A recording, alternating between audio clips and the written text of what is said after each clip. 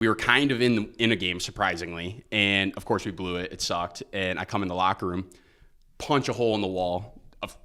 Because what else do you do when you're 0-20 on the season? I don't know. Not wrong. You were right to do it. Yeah. Punch a hole in the wall. And the coach, my punishment was supposed to have anger management classes. And about a month went by, and coach called me to his office, asked how anger management was going. Had not partaked in any anger management classes a month later. For my brothers, for my family, for my mama, for my friends, my bros. I gotta stack out this gold. I tell you I'm on the road. About to get all this dough. Me and no fuck niggas know. I swear to God we the ghosts. This ain't the story they told. Man, if you know, then you know. I never had to tell my dogs that we on rough for breaks. Welcome back to the Real O Show podcast. If you're listening on audio, you're not going to know where we're at, but we're in the childhood weight room of me and Joshua with Get Your Keys with Kevin Fees. Great friend of ours. Excited to have him on the podcast. It's been a minute. It's been a minute. Thanks for having me back. Yeah, always welcome. Round two. Always welcome. But man, what are you curious about that people don't know? What are you curious about that like a lot of people don't know about you? I don't know. Like some hidden gem. Some hidden gem. All that's running through my mind right now is being, like you already mentioned, we're in the arm farm right now, but being back here also reminds me cards from the basement, running it back. A lot of people don't know that I dabble in the card game, still get my feet wet over the last year or so with Q-Tip, Quentin that comes around. Yeah. But so trading cards. That's a good answer actually. That's a good Kev is like the hidden partnership of cards from the basement. He's like the guy working behind the curtain. Yeah, I'm an idea guy, but a lot of those get shot down. But I'm there. I'm always there. It's kind of funny because like we started living with you guys, and you guys brought like the cards into it. They're like, oh, we got to bring cards in, and then we moved to New York, and so much of my fucking work is cards. Yeah, pretty cards, collectibles. Weird how the world works out that way. I mean, the simulation. I know you guys are working hard and trying to put yourself in a good place, and when you have that vision and start to see where you want to take yourselves, things start to work out that way. For sure. I want to talk more about that for a second. What are your thoughts on manifestation? Like, what have you manifested, in the last couple years that was in your head, and then finally you can see it, physically? Yeah. Good word for it, manifestation. I guess it all starts for me with having your why and identifying it, like just going back to what are you working for? What do you want to achieve?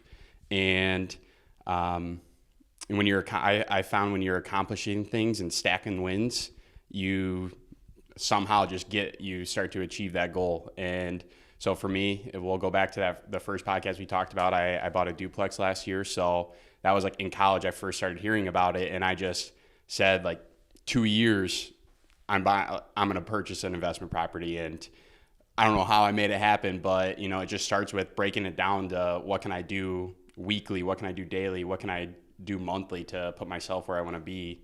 For to sure. Achieve that goal. Life's all about momentum. When you're fucking doing the right things, things fall into place. Right. But it's kind of funny. The first time we talked, you were getting your first property. And I don't know if you're disclosing this, and we can cut this out. We can. Okay. All right. So like you said, exactly right. So the first podcast, he bought a duplex. I don't want to spill it, but it's now the second time he's on, and he just got another new purchase, which is pretty exciting. So the girlfriend and I, Jillian, just closed on a condo that we're going to be renovating as well. So congrats. Thank you. But it comes back to like knowing what you want, and after we got the duplex, it was how do we take that next step now?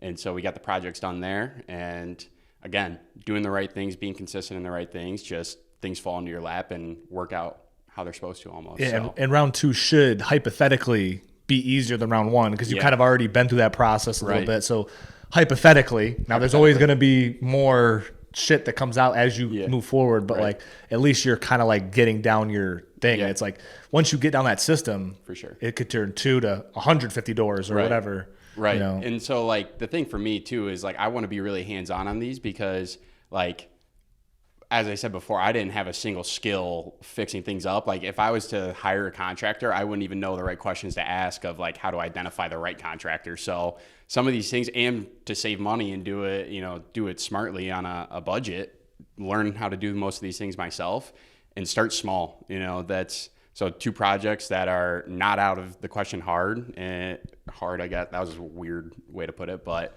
anyway, just not biting off more than you can chew, right? When it comes to a big purchase or a big investment like that, and knowing that you have multiple exit strategies if things do go south. But also, I mean, I think we started on manifestation or, having that vision is just be consistent in the right things, and like things are going to work out. If you don't have a motivation, if you don't have a why to get out of bed or why you're going to work, you're just on the merry-go-round. Life. Yeah. If you're on the merry-go-round, that's boring. And it's boring. I actually, it's funny that it's just on my mind now. I'm big into Ed Milet, listening to Ed Milet, personal development, growth. He's great. And my coach at work, our John Wentworth, he showed us a clip of Ed Milet that was talking about you can either be on the roller coaster as an entrepreneur, or be on the merry-go-round of just the day-to-day 9 to 5, get your salary and have that life and be secure in that life. Or as an entrepreneur and a risk taker, you're going to be on a roller coaster. There's going to be ups and downs.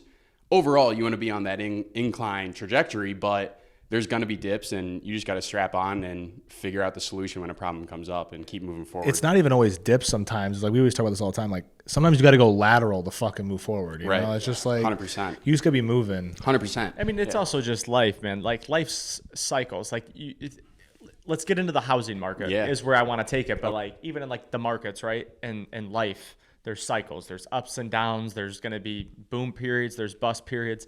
And I know we're kind of in a weird time with rising interest rates. Mm-hmm. You kind of got in at like the bang of the housing market. Like what is going on in the market now that you're seeing? Mm-hmm. We can see it a little bit, like kind of where we're from. Yeah. But like, what are you seeing here in, Michigan? It's really interesting. It's a tale of 2 different markets. What we're seeing when you're looking in a location that's got a great downtown area, somewhere like Ann Arbor or Plymouth or Brighton, some of the communities that I work in, there's just not much inventory, and there's still a lot of people out there that are looking to move. So the interest rates have been up, and the Fed has kind of established that they're going to do whatever they want with the interest rates. So we'll see what actually happens. But the most important thing is just knowing who actually needs to move versus who's kind of getting their feet in the water and looking to move. And obviously you got to serve them right. But it's just also being a full-time realtor, you got to know, when people are seriously needing to move and if they're going to be patient. Because if they're patient, the right one will pop up for them. And you just got to know that every person, you got to have the right game plan. And they always, a cliche term is you marry the house, date the rate, and you can always refinance later. So there's always that, and that is true. But when the right house pops up, I think that's good advice. Like we've talked about life. Now we've kind of talked about housing market. We've talked about like kind of what you're getting into, but it all stems together. You got to be patient a little bit. I think there's going to be a lot of people wanting to sell. People are going to want to get out of these houses that they bought at the top of the market. Cause I don't think people are educated that the housing market can come down. Yeah. It historically has gone up. I understand it. And obviously you know me. I love Robert Kiyosaki. He's a big real estate guy. So there's definitely the real physical value there other than like a stock. But it can come down and, people can get, screwed a little bit. So giving them the right advice of, stay patient here. Yeah. Find the house you love. I think that's great advice. Yeah. And there's people out there that are, there's multiple offer situations. When they find the house they love, they're going to do what it takes to get it. But they also know, I would make sure that they're educated in that what they know, what they're doing with that decision. And also most of the time that's their dream home. They're going to plan to be there for 7 to 10, 20 years maybe. So, in the long term, if you overspend a little bit, you're going to be all right. But big thing is just making sure people are comfortable. They're comfortable with their plan. But the other side of that question was, or my answer, I guess, is tale of 2 markets. Where popular areas, the spring market, it's super active. So there's still a ton of buyers out there with that low inventory. But then there's some other areas that have really slowed down where the interest rates are a little bit scarier to people. And if the home is not in turnkey 10 out of 10 condition, people are a little bit more fearful of that. And those homes, and if it's a little bit overpriced when it comes to the market, it may sit. So, there's some people out there that our game plan is to specifically look at home, not even look at a home until it's on the market for 7 to 10 days, because we know those ones are going to have a better chance to get at the asking price or maybe negotiate a better deal. Where if it's 10 out of 10 dialed in just on the market and it's accurately priced, we've seen 30, 40 people come through open houses over the weekend still. Yeah. There's still buyers out there. That's right. It's still moving. I'm honestly curious because obviously where we are in New York, not many houses, mostly apartments, condos, whatever. My thing is, we walk by these fucking giant buildings, and obviously I know you're more residential. I'm just curious to get your take on this. What do you think office buildings, these industrial buildings, do you think that they're going to do you think that's going to kind of go away, or do you think they're going to get repurposed, or do you think that people are just going to be coming back to work and that's just what it is? Like the commercial spaces. Yeah, that commercial are vacant? space. Yeah, commercial. Sorry, that's vacant. Yeah, vacant. I mean, and I was reading a bunch of shit. It's not all vacant. It's just there's majority empty. Yeah. Like there's a couple floors being used. I've heard a lot of speculation. I just read this article in New York about how these Chinese, Russian, Saudi billionaires buy these penthouses and they buy office spaces in New York and just leave them empty just so they can have their resident in America or wherever. They just have their spot, dual, whatever. And I was like, oh, that's interesting. And they'll spend billions of dollars. For sure. You know how we talked about not biting off more than we can chew? Yeah. That's a little bit the New York commercial game's a little bit out of my space. Listen, I'll give my input here. Cool. I'll give my input here and I'll spin it back to Robert Kiyosaki. But I was even thinking more Michigan too. That I just mentioned. So Robert Kiyosaki got to study under Buckminster Fuller, who is labeled a futurist, right? He was very ahead of his time. He said way back 50 years ago, before he passed away, that commercial real estate would turn into homeless shelters because there's going to be no office, right? Or people we even see it with our office. At one point they had 2 floors. Now they only have 1 floor. So it's there is that downsizing because the push to come back to work is there, but the remote work is a proven model to where you can have some people that work remote. Yeah. And that's what I do think eventually that the commercial real estate is just going to turn into apartments. But here's my thing about remote work. I think that AI is going to take out a lot of that remote work. So it's the people that are in are going to have to be your best employees, people that are because there's some things that, you obviously need humans to look over, but all this remote, writing, whatever, creative that's on the side, someone can type that into ChatGPT and be done and be done in 2 minutes instead of, someone doing hours on it. So it's remote, I could see kind of going away where it's I think it'll go away a little bit, but I can't see it. But what do you see? Do you, what is going on in do you know anything that's going on in the Michigan commercial real estate market? Obviously they're down, but is there anything you know about that? I don't know. I think if I was working for a corporate job where I was going into the office every day and then the pandemic happened and then I had to go remote full time, I think that if I was working from home 24/7, I would want to go into the office sometimes at least. For sure. So just thinking about myself and a few friends that do have jobs that they work remote, most of them I think go back hybrid. So hybrid's a good model. I think maybe in bigger metropolitan areas like New York or San Francisco, wherever they may have too much commercial space where it's a way bigger issue. But, I don't think it's maybe some buildings will get repurposed in our Ann Arbor market that, where there is some more tech spaces. But, I think that the longer people work remote, they're going to want some sort of human contact. So whether that's 2 years, 3 years, 5 years, I think all employees are going to at least want that option where they have an office to call, they will have that culture company office space to walk into, see the people that they talk to over Zoom and the phone and chat, and let's spin it back to, what you're doing on the day-to-day. What is the hardest thing for you right now in this current market? what a transition that was. Because we were talking about something that wasn't your No, expertise, right? But I think that is something to talk about. I think the biggest, like, just as a realtor, the hardest thing is just being in contact with people, and like, because a lot of realtors will post something on Facebook and call that a day, or send out a few texts and whatnot. But again, you need that human contact, and you have to show your personality a little bit, and you need to create connections with people. So the hardest thing is just, like I said, always keeping that pipeline full and not taking your foot off the gas with prospecting, no matter, whatever great things are happening or bad things are happening. Like, you need to put the time into prospecting every day.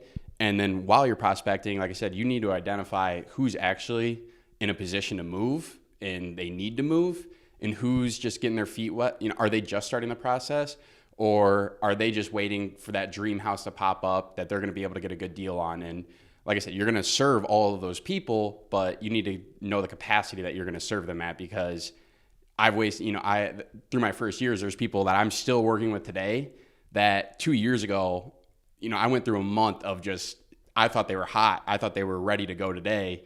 Yeah. And I wasted so much time trying to find them the perfect house and jumping through hoops for them. And it's like, they're still just kind of looking 2 years later. And, now I know how to serve them. I know exactly what they're looking for. We have a great relationship. Like, I am their realtor. I know that. So it wasn't a waste, but it's just something I've gotten better at. So not to blow your load on people who aren't ready, pretty much. Right. Just every conversation's a good conversation, I say. For sure. Sure. But you just ask better. You get better at asking questions and picking up on what some responses mean versus other responses. And especially once you go out to look at homes, you got to be ready. You got to have a game plan of what questions you're going to ask to find out their motivation. That's the biggest piece, is finding out their why and their motivation of why they need to move. No, that's great. I mean, we've talked about kind of what's going on in the market, what you've learned in this different market, because it was kind of different than what you've came in. Yeah.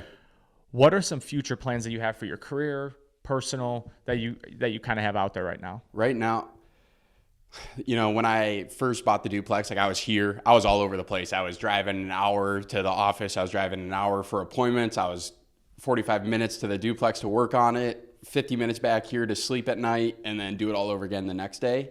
So I've just gotten better at creating good habits in the morning and dialing a consistent plan to just be the best realtor I can be and stick to those good habits. And I know, it all comes back to just sticking to the right things, knowing that it's going to work out. I'm going to get to where I want to be. And right now, that's just being the best realtor I can and stack some money so that I can keep investing it. And maybe not just a condo with the girlfriend, but the next steps there too. You never know. But for sure. I mean, for sure.